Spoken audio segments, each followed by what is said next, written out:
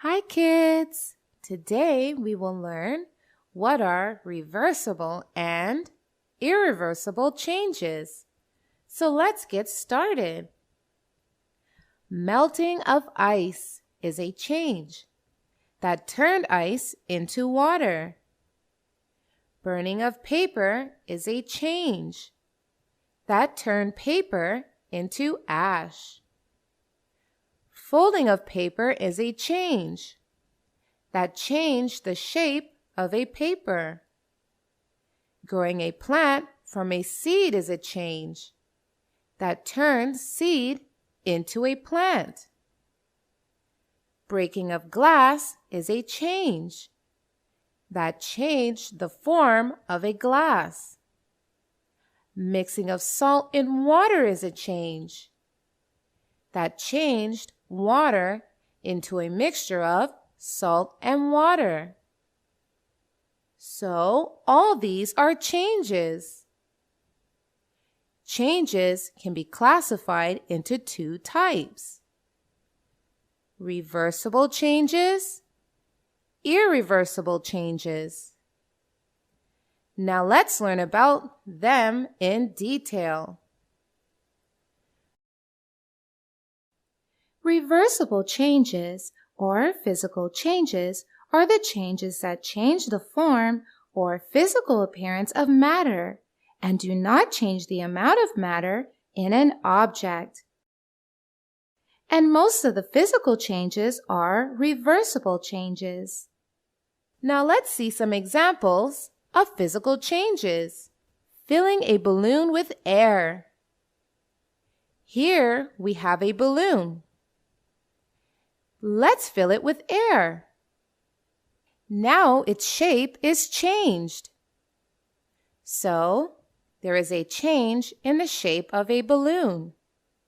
But this change can be reversed, as we can let the air out of the balloon, and the balloon will come back to its original shape. So, it's a reversible change or a physical change. Let's take another example of a physical or a reversible change.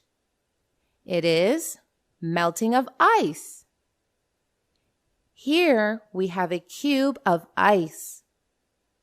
Let it stay for some time, and it will melt.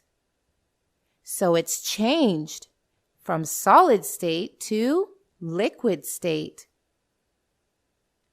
But this change can be reversed.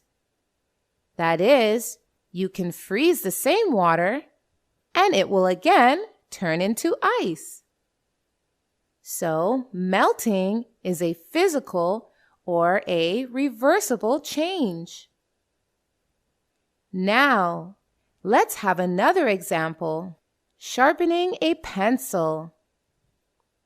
If a pencil is sharpened, only its shape is changed, or physical appearance of the object is changed. Also, the amount of matter is not changed. Only some amount of matter is separated from the pencil apart.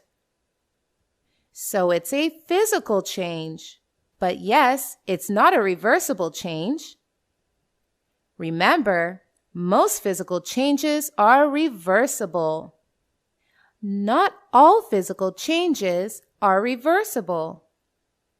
Here is another example. Cutting of an apple. If an apple is cut into slices, only the shape of an apple is changed.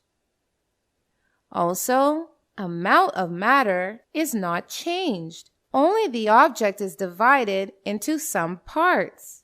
Also, this change is not reversible.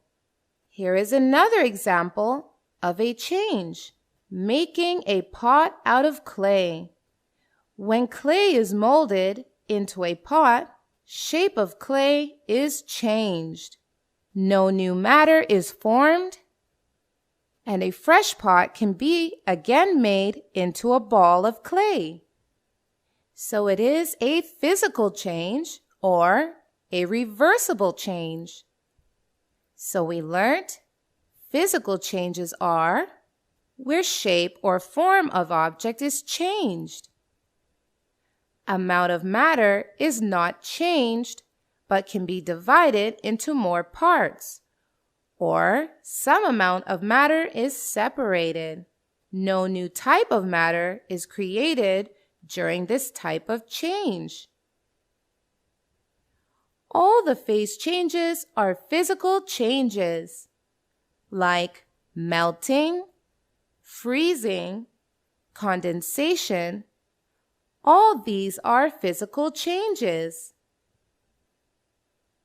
Now let's learn about chemical changes or irreversible changes.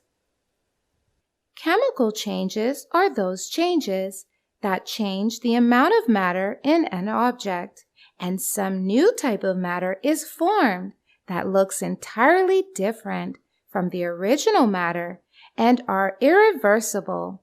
That is, cannot be reversed once done. Let's see some examples. Burning a paper. If a piece of paper is burnt, it changes to ash, that is, some new type of matter is formed, that is, ash, which looks exactly different from the original matter, that is, the paper. This change cannot be reversed, that is, ash cannot be changed back into paper, so it's a chemical change or an irreversible change.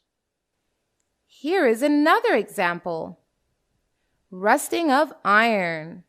Here we have a metal which is not rusted, and here we have a metal which is rusted. This brown rough layer you see on the metal is rust. And when a metal undergoes rusting, a new type of matter is formed, which is totally different from the original matter. And rusting cannot be reversed. So, rusting is a chemical change and also irreversible change. Here is another example. Candle.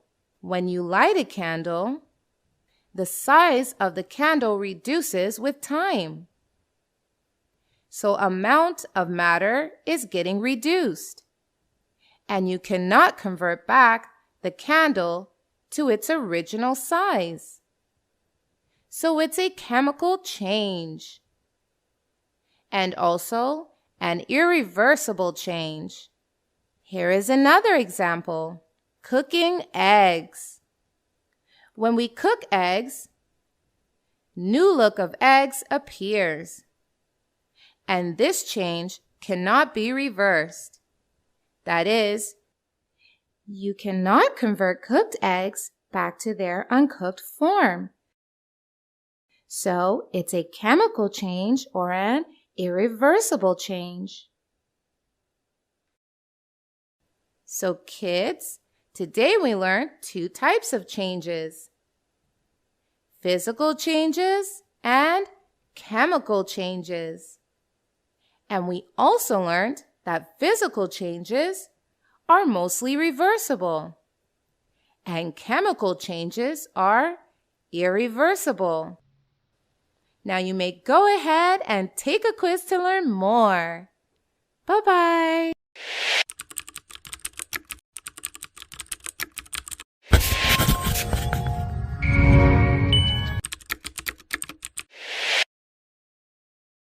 Tootway has thousands of animated videos on math, English, and science to clear the core basics of these subjects.